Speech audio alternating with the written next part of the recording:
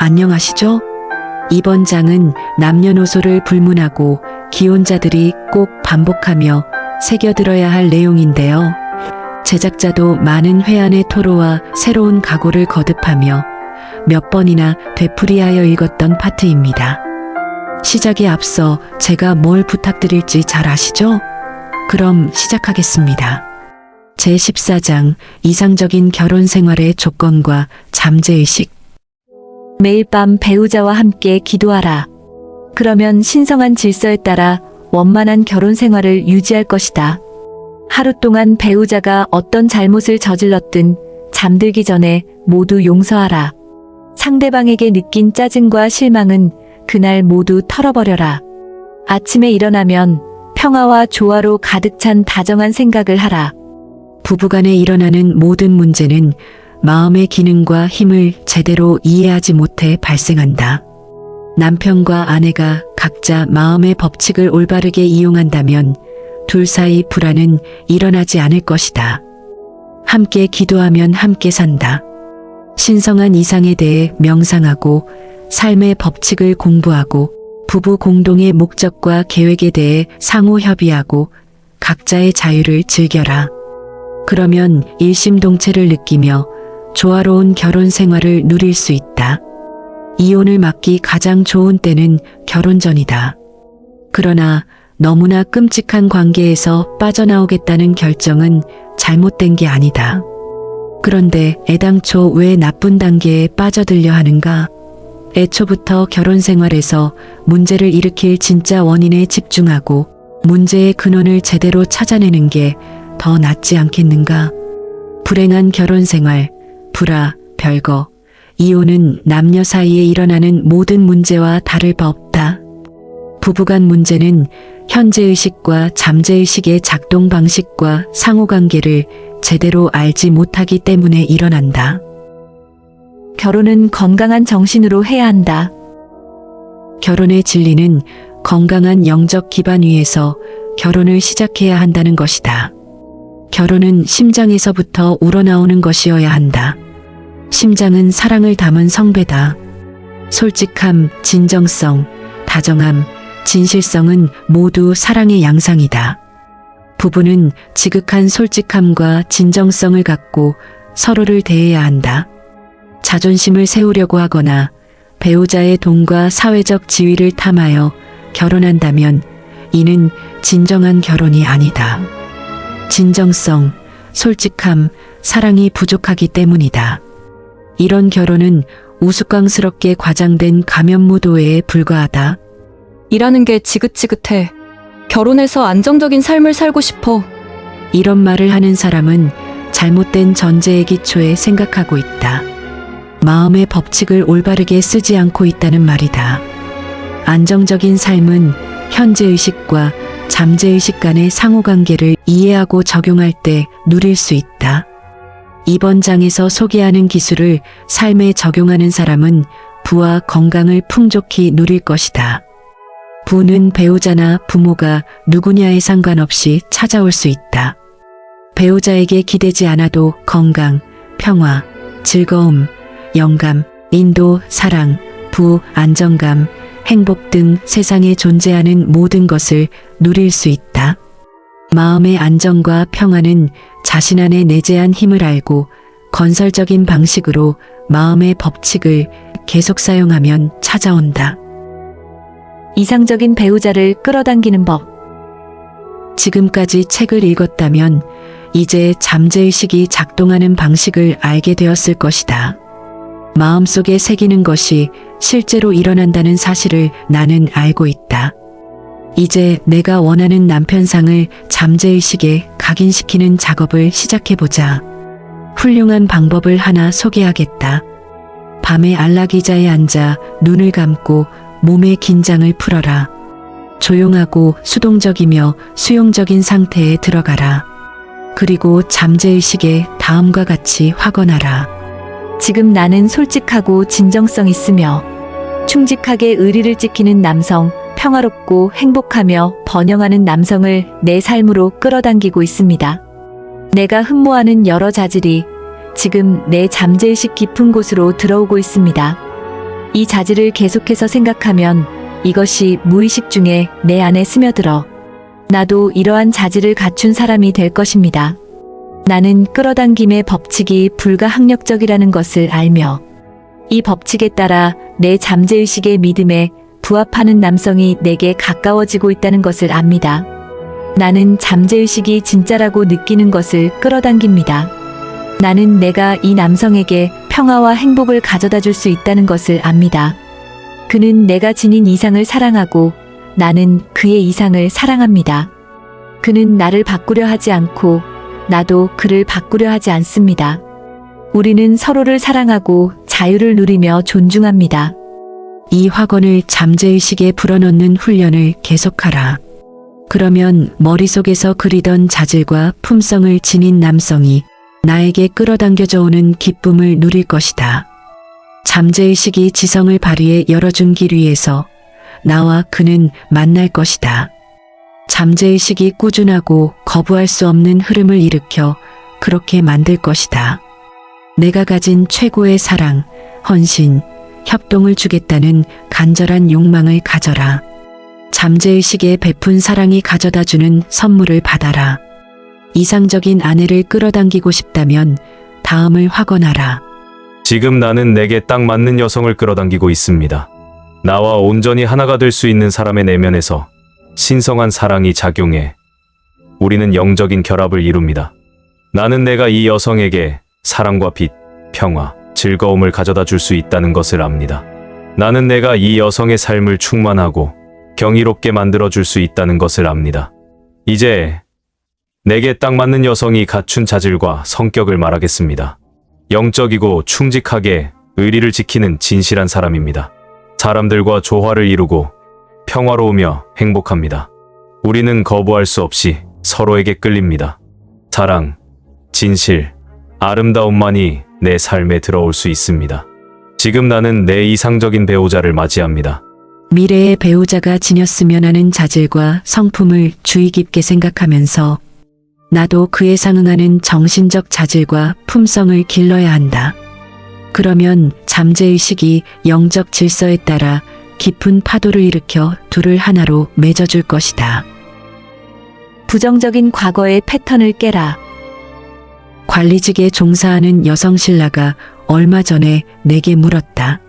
지금까지 3명의 남편과 살았는데 그들 모두가 수동적이고 순종적이었어요. 제가 모든 결정을 내리고 가정을 주도하기를 바라더라고요. 저는 왜 이런 남성들만 끌어당기는 걸까요? 나는 신라에게 재혼하기 전 2번째 남편이 될 사람이 첫 번째 남편과 비슷한 성격을 지녔다는 것을 알고 있었는지 물었다. 당연히 몰랐죠. 그녀가 단호하게 답했다. 그렇게 줏대 없는 남성인지 알았다면 재혼하지 않았을 거예요. 3번째 남편도 마찬가지고요. 문제의 원인은 신라와 결혼한 남성들이 아니라 신라의 성격에 있었다. 신라는 자기 주장이 아주 강해 자신이 처한 모든 상황에서 통제권을 쥐어야만 직성이 풀리는 사람이었다. 어떻게 보면 그녀는 자신이 관계의 지배자 역할을 할 수 있는 순종적이고 수동적인 배우자를 끌어당긴 것이다. 하지만 신라의 마음 깊은 곳에서는 자신과 대등한 사람을 배우자로 원했다. 잠재의식에 그린 심상은 신라가 주관적으로, 즉 그녀의 성격이 원하는 남성을 끌어당겨줬지만 그 남성은 신라에게 진정으로 필요한 사람이 아니었던 것이다. 이 패턴을 깨기 위해 신라는 올바르게 기도하는 방법을 배워야 했다. 마침내 신라는 이상적인 배우자를 만날 수 있다고 믿으면 그대로 이뤄진다라는 간단한 진리를 배웠다. 잠재의식에 새겨진 과거의 패턴을 깨고 이상적인 배우자를 끌어당기기 위해 신라는 다음과 같은 확언을 사용했다. 나는 내가 진정으로 원하는 남성의 특징을 마음속에 새기고 있습니다. 내가 남편으로 끌어당길 남성은 강한 힘을 지녔지만 다정합니다. 일에서 성공했고 솔직하며 충직하게 의리를 지키는 사람입니다. 그는 나와 함께하며 사랑과 행복을 깨닫습니다. 나는 그가 이끄는 곳으로 따라가고 싶습니다. 나는 그가 나를 원하고 나도 그를 원한다는 것을 압니다. 나는 솔직하고 진실하며 다정하고 상냥합니다. 나는 그에게 줄 멋진 선물을 가졌습니다. 내가 그에게 줄 선물은 선의와 기쁜 마음, 건강한 몸입니다. 내가 선물을 주면 그도 내게 같은 선물을 줍니다. 우리는 선물을 주고 받습니다. 신성한 지성은 이 남성이 어디에 있는지 압니다. 내 잠재의식이 지닌 깊은 지혜는 나와 이 남성을 맺어주기 위해 지금 자기만의 방식으로 일하고 있습니다. 나와 이 남성은 만나는 즉시 서로를 알아봅니다. 나는 내 요청을 들어주는 방법을 아는 잠재의식에 이 요청을 보냅니다. 잠재의식이 내게 줄 완벽한 해답에 감사합니다. 신라는 잠들기 전과 아침에 일어났을 때 이 기도를 매일 반복했다. 마음속으로 계속 이 기도를 되뇌면 자신이 원하는 자질과 품성을 갖는다는 진리를 굳게 확신하며 확언했다. 여러 달이 지났다. 그동안 신라는 데이트도 자주 하고 사람들과도 많이 어울렸지만 그녀가 찾는 남성은 만나지 못했다.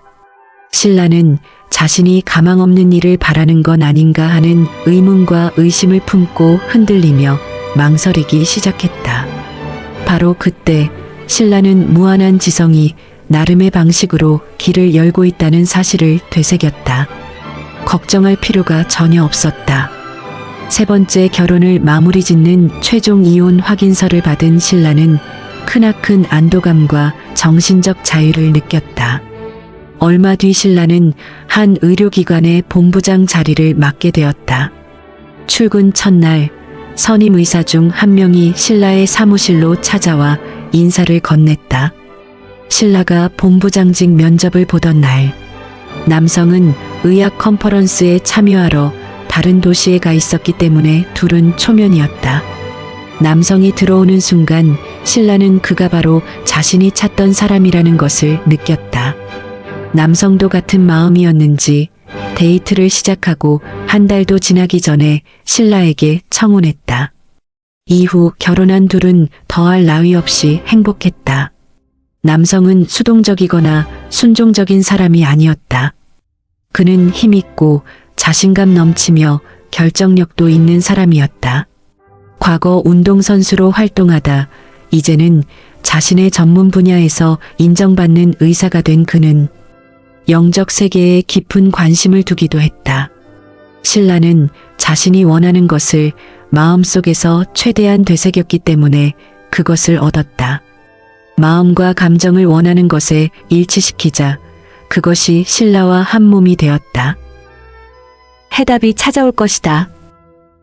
이혼은 대단히 개인적인 문제여서 모두에게 걸맞은 일반적인 해답은 있을 수 없다. 물론 애초부터 결혼하지 말았어야 하는 경우도 있다. 그러나 이혼이 정답이 아닐 때도 있다. 이혼이 한 사람에게는 정답이지만 다른 사람에게는 답이 아닐 수도 있다. 거짓으로 결혼 생활을 이어가는 수많은 사람보다 이혼한 사람이 더 진실하고 고결할 수도 있다. 예를 들어 내가 상담한 한 여성은 폭력을 행사할 뿐 아니라 마약을 사기 위해 습관적으로 아내의 돈을 훔쳐가는 남편을 두었다. 그녀는 결혼은 영원히 지켜야 할 신성한 행위이며 이혼은 부도덕한 짓이라고 가르친 가정에서 자랐다. 나는 그녀에게 진정한 결혼은 심장에서 우러나오는 결혼이며 두 개의 심장이 조화롭고 성실하며 진실로 하나가 되는 것이 이상적인 결혼이라 말했다. 심장에서 우러나는 순수한 행동은 바로 사랑이다. 이 설명을 들은 여성은 자신이 무엇을 해야 할지 깨달았다. 누군가가 두 사람은 부부가 되었음을 선언합니다라고 말했다는 이유로 협박과 괴롭힘, 폭력을 모두 감내하는 것은 신의 법칙이 아니라는 사실을 그녀는 가슴 깊이 깨달았다. 어떻게 해야 할지 모르겠다면 인도를 구하라. 언제나 문제에 대한 해답은 있으며 해답이 나를 찾아오리라는 사실을 알아라. 영혼의 침묵 속에서 다가오는 안내자를 따라라. 그 안내자는 나에게 평화롭게 말을 건넬 것이다. 이혼은 마음에서 시작된다. 결혼한 지 몇 달 만에 이혼을 생각하는 젊은 부부와 대화를 나눈 적이 있다. 남편은 아내가 자기를 떠날까봐 끊임없이 두려워하고 있었다. 그는 아내가 자신을 거부하고 외도를 할 것이라고 생각했다. 남성의 머릿속에 계속 맴돌던 이 생각은 결국 강박감이 되었다. 남성의 정신적 태도를 구성하는 것은 이별과 의심이었다. 그는 아내가 자신에게 아무런 반응도 보이지 않는다고 생각했다. 하지만 그러한 생각은 전부 그가 혼자 느끼는 감정이었다. 잠재의식에서 계속 이별을 생각하니 행동은 잠재의식을 따랐다. 작용과 반작용의 법칙, 즉 인과관계의 법칙은 존재한다. 생각은 작용이다. 잠재의식의 반응은 반작용이다. 그의 아내는 집을 나간 뒤 이혼을 요구했다. 그가 두려움에 떨며 예상하던 일이 실제로 일어난 것이다. 이혼은 가장 먼저 마음에서 시작된다. 법적 절차는 그 다음에 시작된다. 부부의 마음은 원망, 두려움, 의심, 분노로 가득했다. 이런 태도는 사람의 심신을 약하고 지치게 만든다. 증오는 부부 사이를 갈라놓으며 사랑은 부부 사이를 하나로 만든다는 것을 부부는 배웠다. 이들은 자신의 마음에서 무슨 일이 일어나고 있었는지 깨닫기 시작했다. 심리작용의 법칙을 몰랐던 부부가 마음을 잘못 사용한 탓에 결혼 생활에 혼돈과 고통이 들이닥쳤다. 내 제안에 따라 부부는 다시 함께 살며 기도요법을 실험했다. 서로에게 사랑, 평화, 선의를 베풀기 시작했다. 남편과 아내 모두 조화와 건강, 평화를 주고받으며 서로 사랑하는 훈련을 했다. 매일 밤 번갈아가며 상대에게 시편을 읽어줬다. 지극정성으로 노력하며 각자의 잠재의식에 유익한 자극을 불어넣은 끝에 오늘날 부부는 하루하루 지날수록 더 행복해지는 결혼 생활을 영위하고 있다. 배우자를 칭찬하라. 아내가 잔소리를 하는 주된 이유는 남편이 아내에게 관심을 주지 않기 때문이다. 남편의 사랑과 관심을 갈구하는 아내의 정당한 갈망이 남편을 더욱 멀리 밀어내는 방향으로 표출되는 것이다. 아내에게 관심을 가지고 감사하는 마음을 표현하라. 아내의 모든 장점을 크게 칭찬하라. 잔소리를 하는 또 다른 이유는 배우자가 특정한 패턴을 따르도록 만들고 싶어서다. 이는 배우자를 떠나게 만드는 몇 안 되는 확실한 방법이다. 아내와 남편은 상대의 사소한 잘못까지 들들 볶는 언행을 하지 않도록 주의해야 한다. 배우자에게 관심을 주고 배우자의 건설적인 자질과 멋진 성품을 칭찬하라. 남편이 아내에게 뒤끝있게 굴거나 아내의 사소한 말이나 행동을 붙잡고 늘어진다면 그는 심리학적 관점에서 간통을 저지르고 있는 것이다. 간통에 포함되는 행동 중 하나는 숭배다. 여기서 숭배는 부정적이거나 파괴적인 것에 정신적으로 집중하거나 결합하는 것을 뜻한다. 속으로 아내에게 원망을 품거나 겉으로 적의를 드러내는 남편은 외도를 저지르고 있다. 평생 아내를 사랑하고 소중히 여기며 존경하겠다는 혼인서약을 충실히 지키지 않고 있기 때문이다. 뒤끝있고 억울해하며 아내를 원망하는 남편일지라도 모진 말을 삼키고 분노를 누그러뜨리려는 노력을 하면 사려깊고 다정하며 정중한 배우자가 될 수 있다. 하지 말아야 할 말을 억누르는 일은 충분히 실천할 수 있다. 상대를 칭찬하며 정신적 노력도 더하면 반목을 일삼는 습관에서 벗어날 수 있다. 평화, 조화, 사랑을 잠재의식에 주입한다면 아내뿐 아니라 삶에서 만나는 모든 사람과 더욱 잘 지낼 것이다. 조화로운 상태에 있다고 상상하면 결국 평화와 조화를 누린다. 배우자를 향한 비판과 불평을 멈춰라. 결혼 생활에서 일어나는 문제나 어려움을 이웃이나 친척과 의논하는 것은 크나큰 실수다. 예를 들어 아내가 이웃에게 존이 제 친정 어머니에게 너무 무례하게 굴고 술을 퍼마시는 데다가 계속 저를 학대하고 모욕해요. 라는 말을 했다고 가정해보자. 아내는 자신과 대화를 나누는 모든 사람 앞에서 남편을 비하하며 깎아내리고 있다. 게다가 남편의 단점에 관해 이야기하면 그 단점은 자기 마음속에서 사실로 굳어진다. 남편의 단점을 생각하고 느끼는 사람은 누구인가? 바로 아내이다. 사람은 생각하고 느끼는 대로 산다. 친척들이 해주는 조언은 대부분 틀린 경우가 많다. 친척들의 시선은 객관적이지 못하고 편향되어 있기 때문이다. 우주의 법칙인 황금률에서 벗어난 조언은 좋지도 건강하지도 않다. 신경질을 부리지 않고 서로에게 상처와 부담을 주지 않으며 함께 사는 법을 아는 사람은 아무도 없다는 사실을 기억하라. 결혼 생활이 행복하지 않다고 친구에게 하소연하지 마라. 배우자와 싸운 일은 혼자 간직하라. 배우자를 향한 비판과 불평도 삼가야 한다. 배우자를 바꾸려고 애쓰지 마라. 남편과 아내는 상대방을 새 사람으로 바꾸려 해서는 안 된다. 눈치 없이 상대방을 바꾸려는 시도는 상대방의 현재 모습은 아무런 가치가 없다고 모욕하는 것과 같다. 이런 시도는 바보 같은 일일 뿐이며 부부관계를 파국으로 이끌 수도 있다. 상대방을 바꾸려는 행위는 그의 자존심과 자신감을 파괴하고 고집과 원망만 키워 결혼 생활을 파국으로 이끈다. 물론 서로 맞춰가는 건 필요하다. 완벽한 사람은 없다. 다른 부부들도 마찬가지다. 하지만 자신의 마음속을 잘 들여다보고 자신의 성격과 태도를 관찰한다면 평생 고쳐나가도 모자라는 수많은 단점이 보일 것이다. 배우자를 내가 원하는 대로 바꿀 거야 라는 생각은 문제를 일으켜 이혼 법정에 가고야 말겠다는 생각과 같다. 고통을 자초하는 생각이다. 이 세상에 바꿔야 하고 바꿀 수 있는 사람은 자신뿐이라는 사실을 배워야 한다. 함께 기도하며 함께 사는 방법.